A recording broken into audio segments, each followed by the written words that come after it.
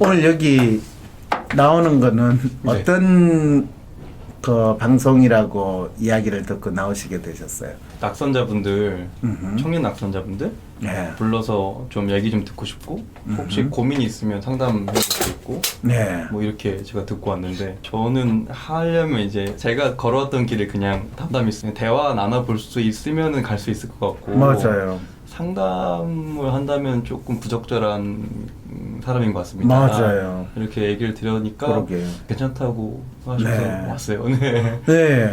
본인 잠깐 소개를 해주시죠. 아, 예. 저는 이제 그 정의당이라는 정당에서 음흠. 그 동대문구라는 그 지역의 지역위원장을 네. 맡고 있고 아 그래요? 네. 정의당 동대문구 위원장이에요? 네네네. 오이 멋있어요. 아니 왜요? 뭐 그냥 저한테는 그냥 직업이죠. 그렇죠. 직업군으로 정당인으로서 네, 그렇죠. 네. 네. 저는 한 활동 하고 있는 거니까 활동을 하고 있다. 네, 무슨 멋있- 활동이라고 표현을 했었나요? 저는 정치 활동이라고 얘기를 하는데 정치 활동. 네. 뭐 사람마다 보는 시각에 따라 좀 다를 것 같긴 해요. 저는 뭐 이렇게 음흠. 지역에서 봉사활동도 하고 뭐 봉사 주민들 활동과 만나고. 정치 활동이라는 게 구분이 잘 안 된다는 이야기인가요? 제 입장에서는 좀 그래요. 음. 저는 정치라는 게 좀 사람들을 만나고 같이 어울리고 음흠. 뭔가를 할 수 있는 거라면 다 정치의 영역 안에 있을 수도 있다고 그렇죠. 꼭 그 분리를 할 필요가 있나? 이런 아, 생각이 좀- 분리할 필요가 있나? 네, 근데 사회 시각에서는 분리할 수 있을 것 같기도 해서 어떻게 분리가 돼요? 사회 시각에서는.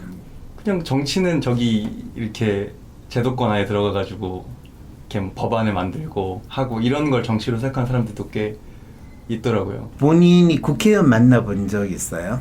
네, 국회의원들이 자주 보죠. 이제 네. 당내 국회의원들. 그렇죠. 당내 국회의원. 그분들이 법안을 만드는 거는 그분들이 하루에 활동하는 하루 24시간 또는 우리가 8시간 근무한다는 개념으로 생각할 때 그분이 앉아가지고 법안을 고민하고 그 법안을 만든다라고 하는데 들어가는 시간은 어느 정도인 것 같으세요?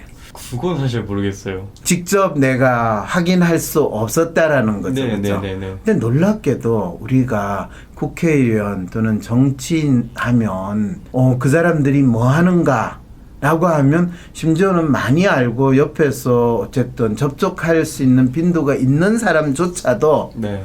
법안을 만든다라고 이야기는 하는데 혹시 그거를 직접 하는 걸 본 적이 있습니까? 하면 그거를 직접 본 적은 없는 것 같은데요 라고 이야기하는 이 상황에 대해서는 어떻게 받아들이면 될까요? 두 가지인 것 같은데 일부러 자기가 평상시에 하는 활동들까지 국민들한테 보여줄 필요성이라는 거를 그 정치인들 입장에서도 사실 지금까지는 없어서 그렇고 네, 두 번째는 국민들도 그렇게까지 보고 싶다? 알고 싶다? 예, 이런 것까지의 관심은 아직은 없는 지금도 사실 없는 예, 상황이고 예. 그 말은 결론적으로 국회의원들은 자기들이 뭐 하는지를 보여주고 싶지 않거나 보여주지 않았고 국민들도 국회의원들이 뭐 하는가를 관심도 없다 보니까 네. 그냥 막연히 국민들이나 심지어는 정치 활동을 하는 사람들은 국회의원은 뭐 합니까 하면 법안을 만들지 않겠습니까? 네. 이런 누구도 알 수 없는 이야기를 그냥 정답이라고 믿고 있는 상황이라는 거를 지금 이야기하신 거죠. 네, 뭐 그렇게 볼 수도 있겠네요. 그거를 이게 다 신기하죠, 그죠? 종합하면. 그래서 저같이 눈치코치 없는 사람이 진짜 국회의원이 법안 만드는 거 본 적 있으세요? 라고 하니까 갑자기 내 국회의원 좀 많은데 진짜 그러고 보니까 내가 그 자리에 앉아가지고 법안 하나를 가지고 고민하고 비서들하고 보좌진들하고 이 법안이 맞느냐 안 맞느냐를 토론하는가를 본 적은 한 번도 없을 거예요. 그렇죠. 네. 법안에 자기 이름 넣었다고 이야기하는 국회의원은 많이 봤더라도 그분들이 법안 만드는 코스프레 하는 소위 말해서 쇼하거나 연극하는 것만 봤다는 거죠. 내부 과정까지는 사실 밀접하게 내부 과정을 이야기하면요, 대한민국에서 국회에서 발의되는 법안의 80% 이상이 국회의원들이 만든 게 아니고 정부 하청받아가지고 행정부 하청받아가지고 만드는 네. 법안이에요. 네, 맞아. 그런 게 좀 있어요. 그렇게 이렇게 그렇죠. 먹는 게. 제가 대학교 교수할 때 제가 강의하는 거에 80%를 저 대신 강의를 이 대신 누가 해주고 저 연구의 80%를 뭐 대신 해주면 제가 강의와 연구에 몰입하고 있습니다 이야기하면 말이 될까요 안 될까요? 안 되겠죠. 그런데 그걸 할 수 있는 놀라운 직업에 종사하는 사람들이 이 나라 국회의원이라는 정치인이라는 사실 오늘 우리 이야기를 하니까 조금 이상하지는 않나요? 글쎄 뭐 그런 문제들이 내재 같아 있기 때문에 오랫동안 사실 지금에 와서 많은 부분들이 또 터져 나가고 있는 걸 생각을 해서 이상할 건 아닌 것 같아요. 사람 이상한 건 아니다. 그러니까 지금 여기서 얘기가 나온 게 이상한 건 아니라는 거죠. 여기서 저희가 얘기하고 있는 상황이 네, 사실은 그게 뭐 오정빈님이나 또 오정빈이 속해 있는 정의당의 뭐 문제거나 이슈는 아닌데 오늘 오정빈님이 나오게 된 네. 나와서 이야기하는 건 사실 그걸 가지고 이야기하자는 건 아니잖아요, 그렇죠? 네, 그렇긴 하죠. 근데 이제 처음에 본인이 하는 활동이 어떤 거냐라고 할 때 본인은 저는 정치 활동을 하고 있습니다. 근데 제가 또 이 지역민들하고 하고 있는 활동은 이걸 정치 활동이라기보다는 봉사 활동에 가까운 느낌이 들어가지고 진짜 제가 뭘 하는 건지 잘 모르겠습니다라는 그 이야기를 했기 때문에 상당히 솔직하게 그 이야기를 해주셔서 그러니까 저는 이제 정치 활동이라고 보고 있는데 사람들이 그걸 이제 꼭 그렇게만 보지는 않을 수도 있겠다는 거죠. 저는 정치 활동을 보고 있어요. 본인은 봉사 활동을 정치 활동이라고 본다는 거죠. 일부라고 보고 있어요. 그러면 이제 목사님들이 교회를 통해 가지고 하는 봉사 활동도 정치 활동이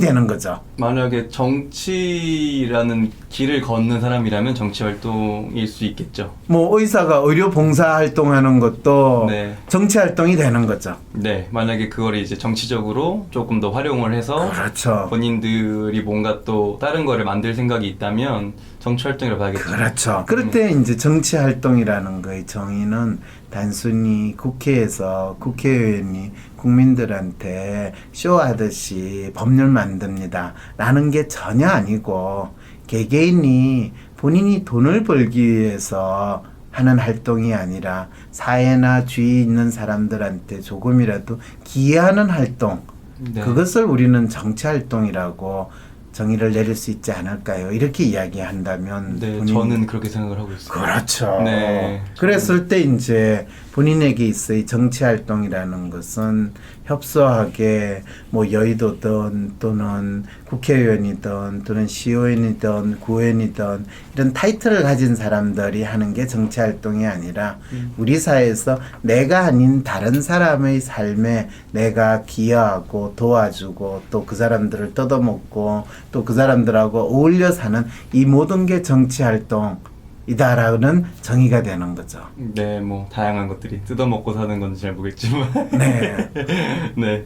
뭐요?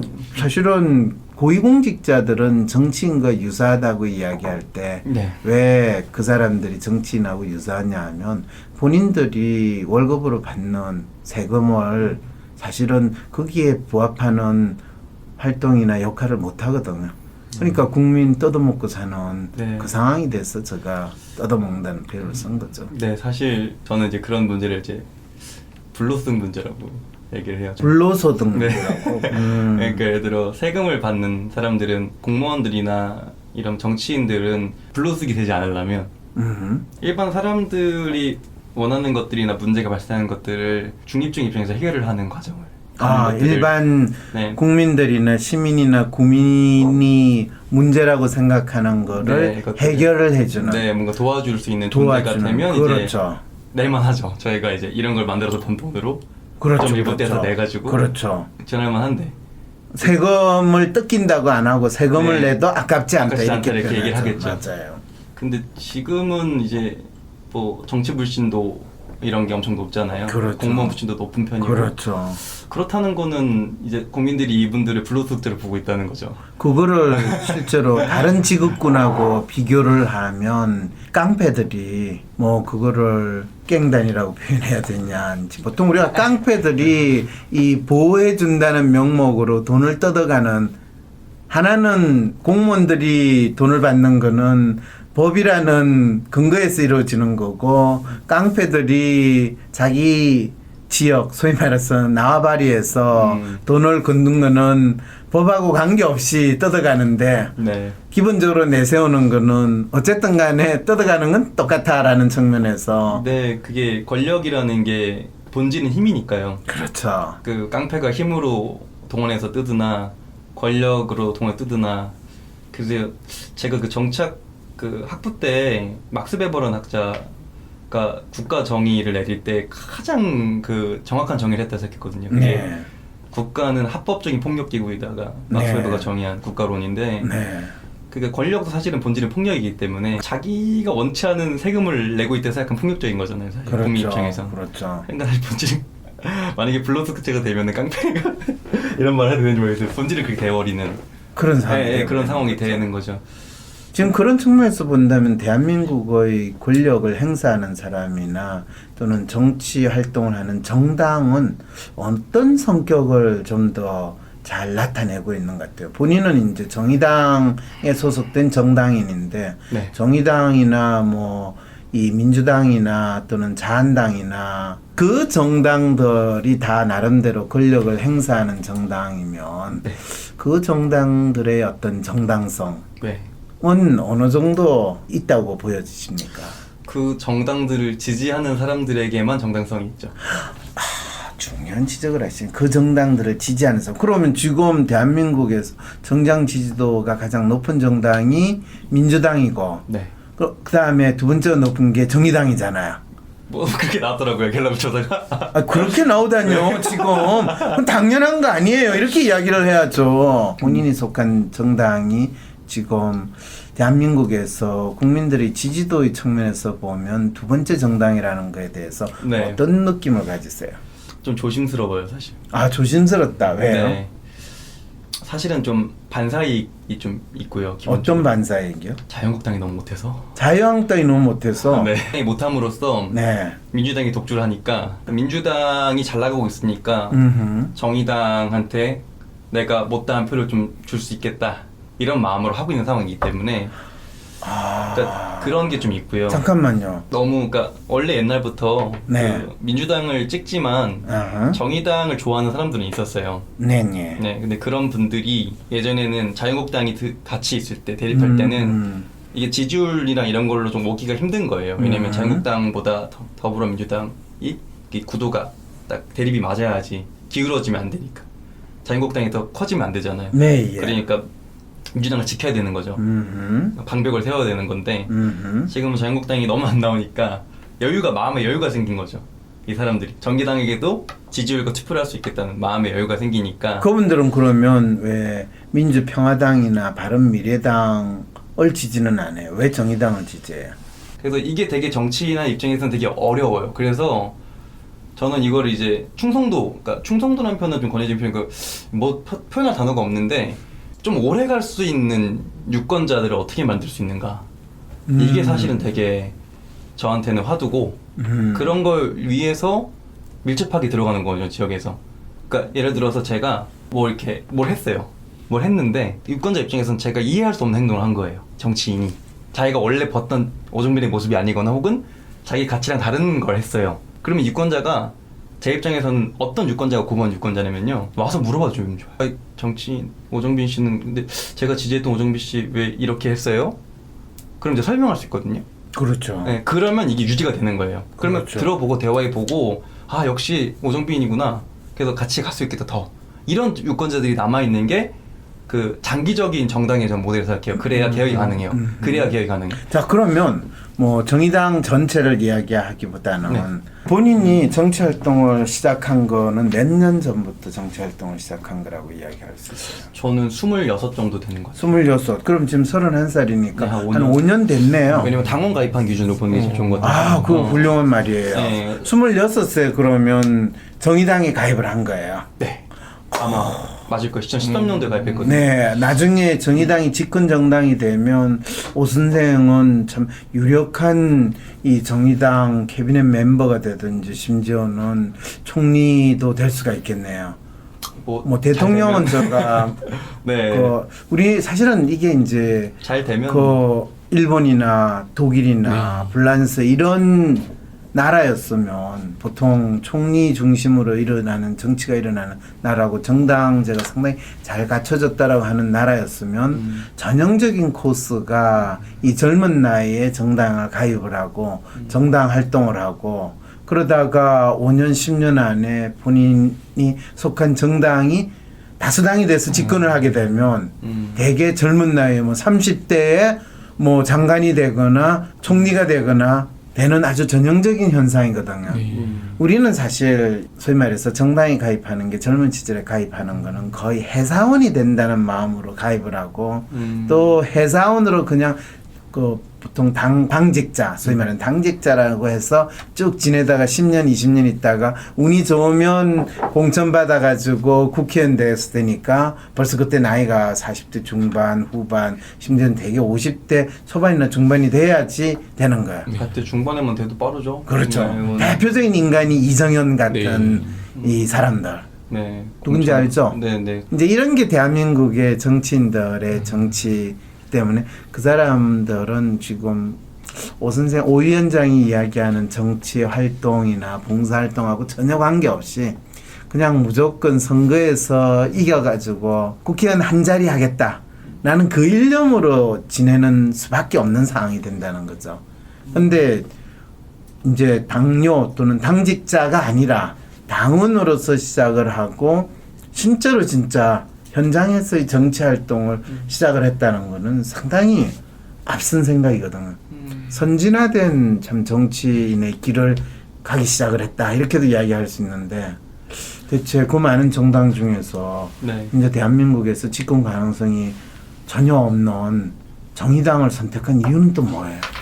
그때 되게 단순히 선택했어요, 사실. 아, 그래요? 네, 엄청 근데 저만 그런 게 아니더라고. 당원 선택할 때. 아, 원래 그렇죠. 단순히 선택했죠. 네, 제가 그 당시 2013년도가 그게 문재인 대통령 후보, 박근혜 대통령 후보 그 경선할 때 대통령 대선 때. 그렇죠, 그렇죠. 2013년도 그때 한창 우리나라가 복지국가 담론 처음 들어보는 개념 막 나올 때 복지국가가 뭔지도 잘 몰랐던 때인데 복지국가를 이제 막 얘기하면서 두 후보가 다 복지 정치에 강조를 얘기할 때였는데.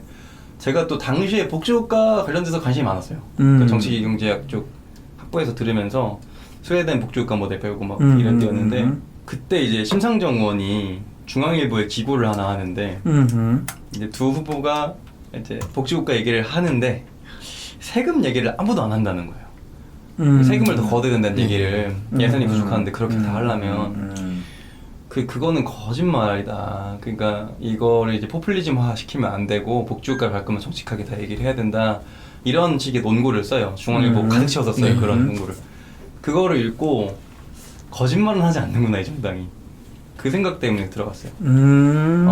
작지만 그냥 거짓말을 안 하고 그냥 뭐 거짓말 안 하는 정직한 정당이면은 같이 나랑 성장을 할 수도 있겠구나 이 정당이.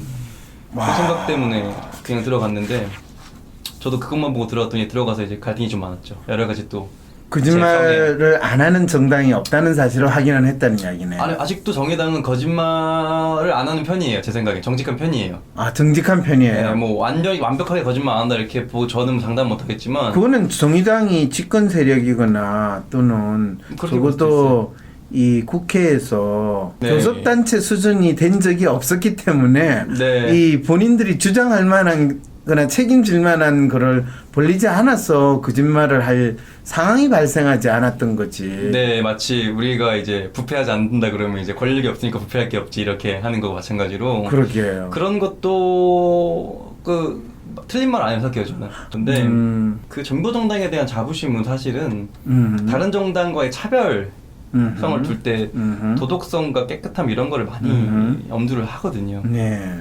그러니까 사실은 지금까지도 저는 정직한 면에서는 훌륭하다고 생각해요. 근데 말씀하신 것처럼 나중에 컸을 때 그건 장담할 수 없어요. 그건 알 수 없죠. 왜냐면 맞아요, 지금 맞아요. 시스템으로 제가 봤을 때도 우리 당이 뭐 그렇게 다른 정당에 비해 훌륭하냐 뭐 장담 못해요 아직 저는. 근데 어쨌든 지금 현실에서는 정직한 편이에요. 그 다만 이제 뭐 다른 것들이 제 예상과 좀 안 맞았던 거지. 다른 거 그래서 예를 들면 어떤 것들이 예상과 안 맞았어요? 그러니까 처음에 딱 정당 들어갔을 때 제가 회의감을 품었던 게 뭐냐면 이 정당은 왜 이렇게 선거에 매달리는 건가. 그 좋은 질문이네요. 왜 정의당은 선거에 매달리는가? 그리고 좋은 결과를 얻지도 못하는데. 그러니까요. 그러니까 왜냐면 제가 송파구에 살고 왔을 때는 네. 아니 그런 그 민주노동당 때도 그러니까 정의당 전에 민주노동당 이럴 때도 당사가 클 때도 그분들이 후보 나오는 걸 제가 알지도 못했거든요. 그렇죠, 그렇죠.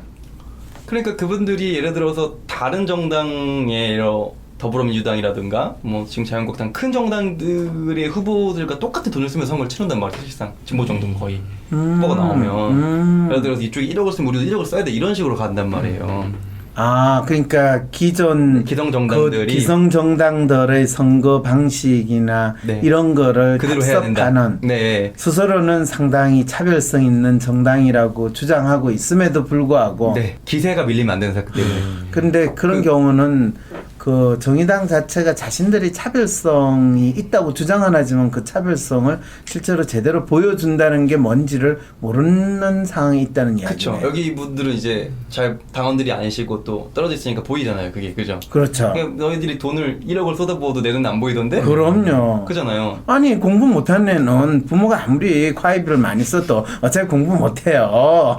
이거 방송을 방어들이 볼 것 같은데. 아무튼가 그래서 그런 게 저는 이제 그려봤을 때 좀 이해가 안 됐던 거예요. 그러니까 아니 여러분들은 아무리 선거를 투자해도 내가 송파구 사람일 때는 당신들 본 적이 없다. 맞아요. 근데 왜 이렇게 선거에 이렇게 매달리고 선거 때문에 심지어 그러니까 제가 청년이 중앙에서 활동할 때 한 1년 정도 그때 이제 여러 가지 평상시 사업을 만들었어요. 저는 왜냐면 목표가 당이 평상시 보여야 뭐 이렇게 사람들이 관심을 갖고 맞아요, 와가지고 맞아요. 그래서 제가 뭐 평상시에 예를 들어 아까 그 국회가 안 보인다고 하셨잖아요. 그렇죠, 그렇죠. 그래서 제가 뭘 만들었었냐면은 분기별이 한 뭐 후반부랑 전반부에 1년에 2번 정도 대학생들 대상으로 국회 견학 프로그램을 만들어가지고 훌륭해요. 직접 정의당에 모집을 해서 저는 이제 어떻게까지 만들었냐면 그냥 스쳐 지나가는 걸로도 부족하다 요새 애들이 그래서 뭐 의원급의 유명한 인사들 한 4명 정도 초빙해가지고요 10대 1로 붙였어요 한 조당당. 진짜요? 네, 그래서 오. 2시간을 얘기하게 해줬어요. 오. 그러니까 그 정도는 얘기해야 그렇죠. 지금의 수준에서 대학생들은 그렇죠. 합리적인 의심을 하는 사람들의 시대이기 때문에 맞아요. 모든 걸 풀어내야 돼요. 그래야 네. 이제 호감이 생기고 이 그렇죠. 정당은 뭐 이게 되기 때문에 그런 프로그램들을 만들었었고 아무튼 평상시에 이제 대학교에 가가지고 이제 정책 같은 거 설문조사하는 거 이런 것도 좀 했었고 그러면 당원들 같이 받고 막 이런 식으로 평생 사업들 몇 개 만들었었는데 그게 다 없어지더라고. 그러니까 이게 선거나 어떤 중요한 이슈가 터질 때마다 평상시의 어떤 사업들이 다 무너져요. 그러니까 지금 저희가 15% 넘는 정당이지만 제가 지지율 아까도 말씀드렸다시피 조심스럽다는 게 뭐냐면 우리가 이제 평상시에 뭔가 내세울 만한 사업이나 어떤 기획성이 아직도 존재하지 않고 있어요. 정의당이.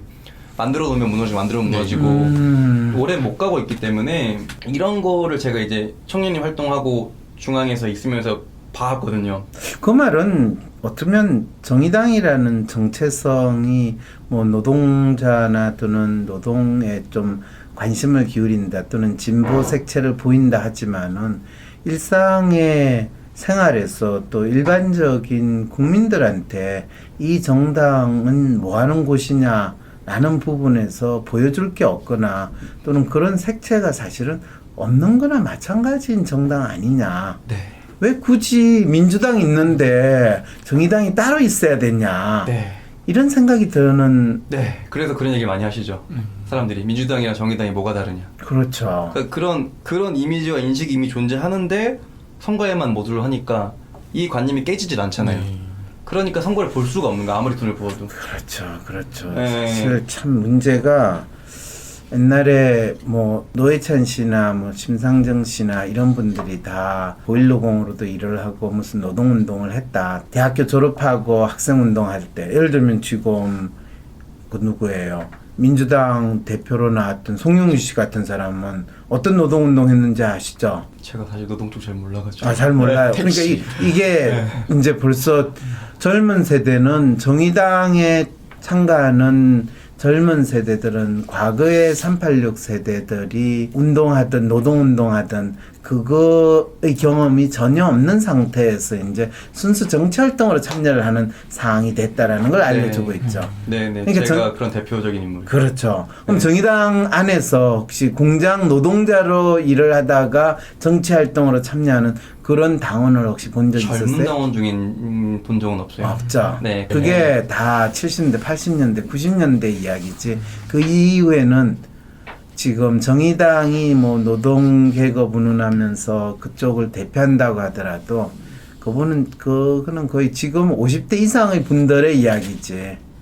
그리고 사실은 안타까운 건 민주당조차도 어쩌면 이 학생운동 또 이 노사 분쟁 이쪽을 통해 가지고 뭐 투쟁을 하든 정치 활동을 하든 분들이 지금 정치 활동으로 넘어온 거지. 실제로 정치 활동이라는 게 뭐야 되는가? 그게 우리 생활에서 이 봉사 활동하고 무슨 차이가 있는가? 진짜 정치 행위라는 게 동네 나발이 관리하는 깡패 집단하고 이 정치 권력을 획득한다는 것은 대체 무슨 차이가 있는가? 이런 변별을 하는 데 있어서 질문을 던지는 것도 잘 쉽지는 않겠죠, 그죠? 네, 지금은 어쩌면 그 권력 문제 같은 것도 사실은 많은 정당들, 우리 당도 그렇겠지만 일단은 권력을 작업을 할 수 있지 않겠느냐라는 인식이 팽배하기 때문에 권력만 일단 잡고 그 다음에 고민해보고 생각해보자. 왜냐면 이제 이 생각이 있죠. 내가 당선이 돼야, 그러니까 이게 이 인식이 무슨 일, 내가 당선이 돼야만 한다. 당선이 돼야만 정치 활동을 할 수 있다. 이 인식이 팽배하거든요. 그렇죠. 모든 정당에서 맞아요. 우리 당도 마찬가지고. 네. 그러니까 당선이 안 되면은 도대체 뭘 할 수 있는 거냐 정치는. 그러니까 이런 식으로 이제 외통수를 본인이 두다 보니까 그렇죠. 이제 이게 헷갈리는 거예요. 맞아요. 그 권력이라는 거는 필수 불가결한 게 아닌가. 권력이라는 거는 음흠. 악하지만 있어야 되는 거 아닌가. 이런 생각으로 해버리니까 본인도 거기 프레임에 들어가 버려가지고. 그렇죠. 기성정당과 같은 모습이 돼버리는 거예요. 그렇죠. 그게 실제로 대한민국에서의 선거라는 게 아까도 그랬지만 왜 정의당은 선거에 이렇게 몰입하는가? 네. 그거는 대한민국의 정당에서의 선거는 로또 하는 거하고 똑같거든요. 네. 권력을 지기만 하면 살아나고요.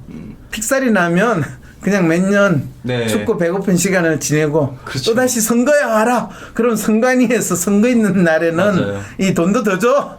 그래서 정치인들은 그게 투자로 생각하잖아요. 그렇죠. 근데 서민들은 다 도박이라고 생각해요. 그러게요. 그러니까 제가 이제 동네 돌면서 만나면 항상 저한테 걱정하시는 어르신들이 그런 도박판에 뛰어드는 거 아니다. 맨날 이렇게 얘기를 해요. 네.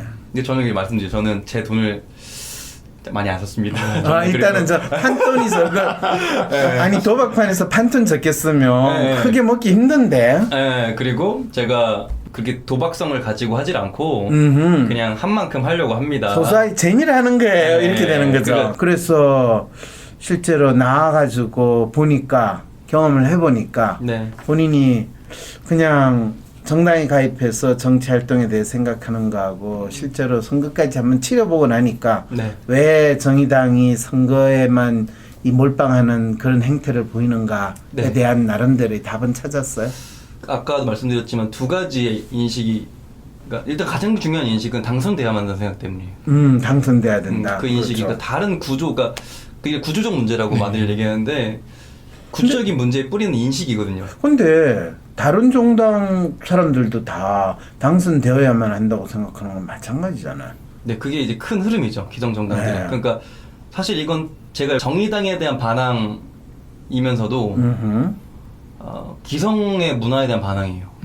전체에 대한 반항. 그렇죠. 사실 그런 측면에서 본다면 정의당이 기성정당하고 차별성이 없다라고 할 수 있는 거죠. 네. 사실은. 사실 그래서 사람들이 구분을 잘 못하는 거예요. 그러니까 오히려 서민들의 입장에선 그런 게 더 잘 보이거든요. 네. 그럼요. 그런 어떤 이념과 정책은 잘 안 보여요. 너무 어렵고 그것들은 좀 이해하려면 공을 많이 들여야 돼요.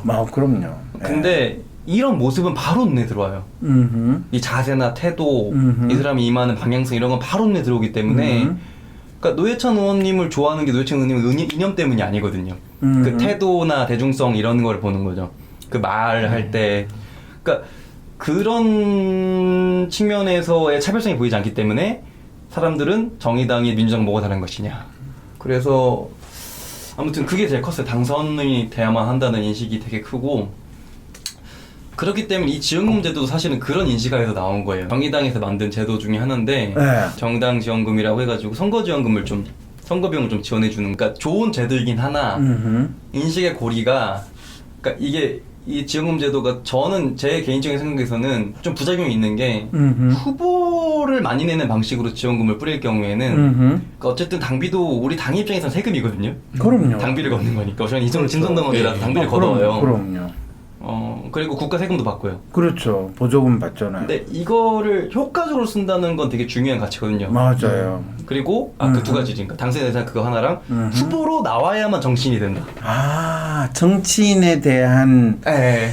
후보가 나와야만 된다. 이 생각이 두 개가 있기 때문에 지금의 당은 뭘 하고 싶냐면 후보들을 무조건 많이 내야 돼. 그러니까 지원금 제도를 빨리 만들었어요. 왜냐면 다른 정당들은 당이 있기 때문에 그냥 무조건 공천 주면 나오잖아요. 예를 들어 여기 누구한테 민주당 공천 주니까 나올래 그럼 나가죠. 그렇죠. 공천 예, 떨어진 줄 게가 아니라 공천 받으려고 난리를 치는 난리죠. 거죠. 예. 근데 정의당 줄 게 아무것도 없어요. 후보들한테. 사실은 기성정당에 들어가가지고 뭐 그게 거대 여야당이든 아니면 군소정당이든 그랬을 때 한국의 정치가 바뀔 것인가 아니면 다른 어떤 방법이 필요하지 않겠는가라는 그런 의문을 지금 상당히 많이 가지고 있어요. 왜 그 훌륭하고 똑똑하고 잘나신 분들이 나름대로 사회를 바꾸고 또 이 나라가 잘 됐으면 하는 생각도 있고 또 뭐 나름대로 봉사하는 마음도 있고 뭐 또 정치에 대한 식견도 있으신 분들이 놀랍게도 이 기성정당에 들어가서 정치 활동을 하는 순간 다음에 내가 공천을 받아야지라는 그 마음으로 전전긍긍하고 지내는 그 상황이 한 명의 예외도 없이 네. 되더라고요. 네, 익숙해져서. 네. 그래서 젊은 정당 정치인 분들도 양당에 들어가면 나중에 가면 비슷해져요. 네. 더 웃긴 거는요. 비례로 해가지고 젊은 친구가 이 국회의원이 되잖아요. 네. 그런데 국회의원 할 때도 그렇고 국회의원 끝난 다음에 또 내가 이야기를 할 때 목에 기부스가 돼 있어. 본인은 아니라고 이야기를 하는데 목에 기부스고 말하는 말투가 달라요. 뭐 그런 분도 있고 아닌 분도 있는 것 같긴 하지만 나 아닌 분은 본 적이 없어요. 네. 저는 잘 모르겠어서 사실. 아, 그렇죠. 네, 근데 그래서, 그리고 또 그분들이 뭐 실제로 본인이 원래 생각했던 활동을 했는가라고 또는 할 수 있는가 하면 다 할 수 없었다고 이야기를 하면서 그게 현 정치 뭐 시스템의 한계다 이렇게 이야기하는데 네. 그랬을 때 기존에 지금 뭐 민주당하고 자한당하고 이 두 정당이 거대 정당으로 있고 다음에 총선을 하게 된다면 어떻게 보세요? 다음 총선은 뭐 사실은 2년 남았잖아요. 네. 변수가 있을 수도 있다는 생각은 어떤 게 들어요. 변수가 있을 수 있다고 생각하세요? 예를 들어 지금 우리는 이제 보통 많은 사람들이 자유한국당은 이제 멸했다 이렇게 판단하시는 분이 많은데 저는 당이 멸했지 인식이 멸한 것은 아니다. 인식이라는 건 뭐죠? 대중들의 인식, 대체 가능한 정당이 나오면 충분히 다시 올라올 수도 있죠. 그러니까 그게 뭐 바른미래당이 됐던 네네네 대립할 수 있는. 그러니까 지금 민주당과 대립할 수 있는 정당이 네, 나온다면 출연하면 그게 우파적 색이 강하더라도 가능하죠. 그러니까 예를 들어 그렇죠. 미국은 트럼프가 나왔잖아요. 아무 상상하지 못했지만 그런 현상이 우리나라에 발생하지 않으려는 보장은 없어요. 그렇죠. 그렇죠. 사실은 그래서 자유한국당하고 바른미래당이 결국에 통합이 되기만 하면 다시 올라올 수도 있어요. 올 수 있다고 생각하죠. 당대표가 좀 괜찮은 사람이 있으면 그렇죠. 그러니까 당대표 문제지 사실 이번에 자유한국당은 멸한 것도. 그렇죠. 그렇죠. 그러니까 이 대중들의 인식과 심리는 그냥 자유한국당이 너무 정말 기대의 이야기 때문에 정말로 찍을 애들이 없어서 민주당을 찍거나 아니면 아예 정치 탈퇴해버렸거나 이런 사람들이 많거든요 지금. 그렇죠. 제가 들어오면은 그렇죠. 다 이게 말씀해 주시거든요. 네. 그러니까 그런 사람들의 입장에서는 대안이 나오면 바로 바뀔 가능성이 커요. 그렇죠. 그러니까 이 효용에 따라서 바로 바꿔요 선택을. 그러니까 이렇게 돼버리면은 다시 대립구도가 될 수도 있어요. 그러면 정의당은 또 지금의 지지율이 쏙 빠지면서 네. 정의당의 또 춥고 배고픈 네, 기세를 네, 네.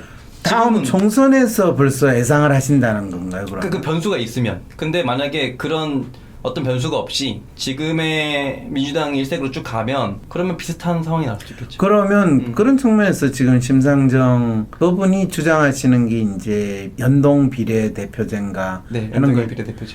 예, 그걸 주장하시면 그것만 되기만 하면 아, 그게 되면은 이제 안정적이죠. 그 생각이나 이번 선거만 우리가 권력을 잡기만 하면 당선만 되기만 하면 우리가 뭔가 잘 되지 않을까라고 믿는 생각이나 별로 다르지 않은 생각이라는 그런 좀 냉정하게 말하면 대표님 보시면 대표님이 제가 나온 방송 많이 보시거든요. 네. 대표님께서 그 엄청 지금 강하게 밀고 계시긴 한데 저는 가능성만 보자면 음흠. 좀 쉽지 않을 수 있겠다. 아, 그 연동형 비례대표제 자체가 쉽지 않다는 네, 선거제도 말씀이죠. 개혁 자체가 쉽지 않아요.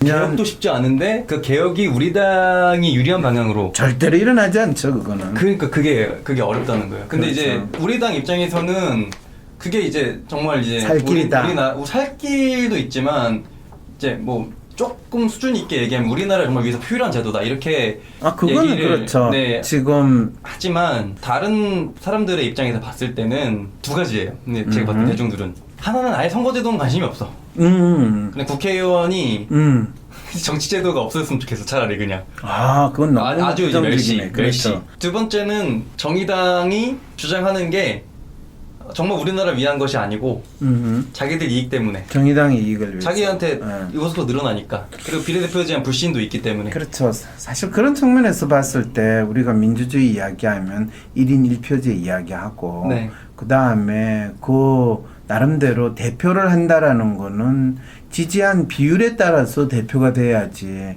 증거 같은 형태는 사실 왜곡된 거다라는 주장은 국민들이 공감은 할 수 있으나 근데 한국 사람들이 그게 공감한다고 해서 뭐 충분히 이해하지 못하는 가장 큰 이유가 뭔지 아세요? 잘 모르겠어요. 그거는 우리는 시험에 익숙한 특히 시험은 1점으로 당락이 결정되는 아주 재밌는 제도거든요.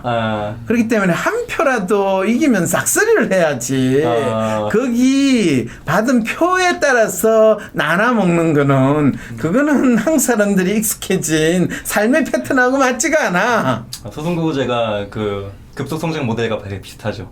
경제에서 네. 보면 성장을 빠르게 하는 모델이랑 아주 그리고 실제로 우리가 시험 보는 거하고도 상당히 비슷한 멘탈이기 때문에 맞아요. 그 제도가 그거를- 다 맞춰가니까 네, 국민들이 그게 지금 재밌는 말씀이시다. 네, 진짜. 설득을 당하거나 하는 그 부분 그 필요성을 심각하게 느끼지는 않거든요. 맞아요. 그래서 이 선거제도 개혁은 사실 그러니까 민이 받치지 않는 프레임이기 때문에 맞아요. 엘리트들끼리 결정하게 돼 있어요. 맞아요. 정치 엘리트들끼리. 근데 네.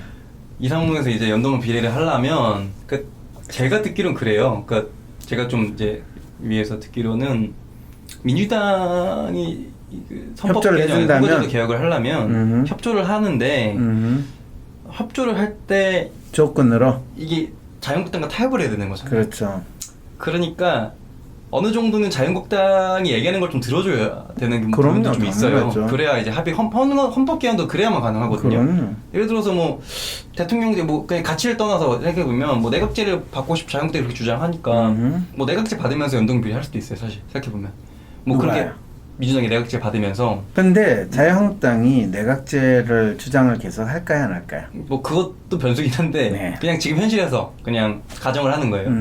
그렇게 치면 그냥 어쨌든 이렇게 타협이 일어나야 된다는 건데 요지는 제가 듣기로는 위에서 타협의 여지가 별로 없다 하더라고요. 없어요. 서로 합의가. 그래서 민도 안 도와주잖아요. 지금. 그럼요. 그런데 그거는 내가 왜 이제 그거를 네. 이 오 위원장한테 곤란하게 계속 질문을 하느냐 하면 네. 정의당이 사실은 국민들의 마음을 잘 대표하고 또 좀 더 이 강한 정당으로 살아남기를 바라는 마음은 큰데 네. 그러려면 나름대로의 핵심 전략 또 본인들이 지금 있는 이 지지 비율이 15%에서 뭐 30%가 되고 또 그걸 통해 가지고 총선에서 지금 이 열악한 소선구제에서도 정의당이 적어도 지역구 의원 40-50명은 끌어왔다 만들었다. 네. 왜 그런 과감한 생각은 왜 못하냐 이거예요. 저도 왜 그런 생각 안 하는지 잘 모르겠어요. 제 발상이 그런 발상이에요. 그런가요? 예, 지금 그러니까 저는 가정을 할 때요. 선거제도는 바뀌지 않는다고 가정해놔요. 이미 제 머릿속에서. 그러니까 그거를 기대하지 않아요. 선거제도. 그러니까 선거제도가 바뀌는 건 복이에요. 복. 내가 행동을 할 때는 바뀌지 않는 전제하에서 행동해요. 그렇죠. 그러니까 저는 방향을 틀어버린 거예요. 그냥 자. 지역 활동을 하겠다. 아, 그래서 본인이 현재 기존 선거 제도가 바뀌지 않는다는 전제하에서 네. 본인이 정당인으로서 특히 군소 정당인 정의당의 지역구 위원장으로서 네. 다음 이제 선거 이 동대문 지역에서 본인이 공천을 받아서 네. 만일 네. 당선이 되는 가장 비법으로 생각하는 것이 네. 지역구 활동을 지금부터 나는 풀뿌리 민주주의 정치 네. 그걸로 지금 선거 전략을 정했다는 거죠. 뭐 전략 면에서 보면 그래요. 전략 면에서. 네, 가치로 보면 좀 다른 문제긴 한데 아, 가치는 또 뭐가 있어요? 가치는 좀 이 지역 활동이라는 게 뭐 어떤 가치가 있냐면 가리지 않고 사람을 만날 수 있어요. 그러니까 이 비례대표제도 선거제도가 완벽하진 않아요. 비례대표제가 이제 비율이 맞기 때문에 되게 좋아 보이지만 그 비례대표제라고 해서 완전하진 않은 제도거든요. 아, 그럼요. 네, 그럼요. 그래서 근데 이 지역구제, 소송구제의 장점은 뭐냐면 그 한 지역에 있는 그 성향들이 원사이드가 아니에요. 그러니까 비례는 자기 지지하는 게 명확하잖아요. 원사이드잖아요. 이렇게 딱 자기 지지하는 사람만 모여서 이렇게 딱 분류가 돼. 근데 소선거구는 지역으로 분류를 하니까 이 지역에는 정말 다양한 사람들이 있거든요. 저를 지지하는 사람도 있고 안 지지하는 사람도 그럼요. 있고 누군지도 후보도 모르고 있고 그런 사람도 정치 있고. 혐오하는 사람도 있고 심지어 그럼요. 그런 사람들을 만날 수 있는 기회를 주는 제도예요. 정치인이. 아, 소선거 제도는 비례대표제면 그런 사람들을 만나는 유도보다는 당에서 빨리 그냥 중앙에서 자기 친한 사람들이 모여서 크고 싶겠죠. 거기서 잘 커야 비례를 받으니. 근데 소선거구제 같은 경우에는 훨씬 더 풀뿌리 민주주의를 네, 네. 더 잘 구현하는 장점도 있다. 이야기네. 네네. 그러니까 그렇게 봤을 때는 그래서 제 이상은 선거제도 개혁이 완전 비례가 연동형 그러니까 비례대표제가 아니에요. 제 이상은. 그러니까 알겠어요. 자, 네, 아무튼 뭐 저 그 본인이 뭐 이상적으로 생각하는 선거 제도가 실현될 가능성은 없지만 그래도 네네네. 실현되기를 바라는 마음에서 오늘 이 방송에 출연을 했으니까요. 네. 마지막으로 정치인으로서 본인이 다음 총선에서는 본인이 지금부터 민심을 파악하는 노력을 하시는데 네. 어떤 민심이 다음 총선에서 본인을 지역구 위원장이 아니라 지역구 국회의원으로 만들어 줄 수 있을 거라고 생각이 드세요? 안 될 것 같은데. 안 될 거라고 생각하는가? 네. 그렇군요. 국회의원으로 바로 될 가능성은 그건 거의 없다. 없다고 봐요. 그러면 이 국회의원 후보로는 나오겠지만 나올지 안 나올지도 몰라요. 아, 그것도 몰라요. 네. 왜요? 저는 제 생각엔 지금 개인적으로 저는 안 나올 생각이에요. 아, 안 나올 생각이에요. 네. 지금 수준에서는 국회의원 선거 못 치러요. 그럼 이 방송 왜 나오셨어요? 이 전화 오셔가지고 네. 그냥 나와달라고 그랬어요. 프로그램인데 우리는 2020년 선거에 나오는 인물들을 미리 탐방을 해가지고 그래요? 그런 얘기 잠재적인 나왔는데. 지역구 후보자로 키우겠다는 그 마음으로 지금 나으시라고 이야기했는데 그런 이야기 못 들었어요. 네. 그럼 큰일 났네 이거. 근데 뭐 2022년만 날이 아닌데 왜? 그냥 지방선거도 있고. 네.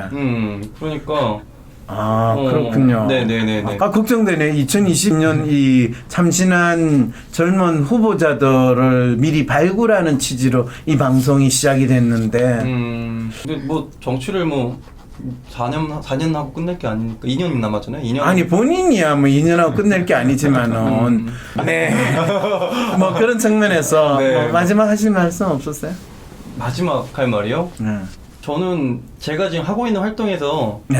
이 사례들이 많이 모여서 좀 기존의 방식에서 탈피하는 사람들이 많이 나왔으면 좋겠어요. 그렇죠. 네, 제가 모범 사례가 뭐 될지는 모르겠으나 적어도 그냥 제가 지금 만들어 놓고 있는 결과들이 다른 사람들에게 영향을 미쳐서 그것에서 좀 지금의 시대에 좀 반항할 수 있는 사람들이 많이 나왔으면 좋겠어요. 훌륭한 생각이에요. 네, 이 시대에 어떤 반역자라고 할 수 있는 새로운 정치 활동을 하는 젊은 사람들이 많이 나올 수 있으면 좋겠다. 그게 꼭 광장에 나가서 집회를 하는 게 반응 그렇죠, 아니거든요. 그렇죠. 그냥 이게 그렇죠. 결과를 어떻게 만들어내는가가 진짜 맞아요. 그것도 일종의 반항이기 때문에 맞아요. 그런 사람들이 좀 많이 나와서 제가 당을 떠나서 그런 사람들과 어울리면서 정치를 하면 재밌을 것 같아요. 어이, 좋은 생각이에요. 네. 이 황심소는 그런 젊은 정치인들을 발굴하는 네. 프로그램을 지금 만드는 과정이 있으니까요. 앞으로 나오는 분들하고 계속 연결을 시켜드릴게요. 네. 네, 오늘 긴 시간 동안 나와서 이야기해 주셔서 수고 많으셨습니다. 예, 고맙습니다. 네, 수고하셨습니다.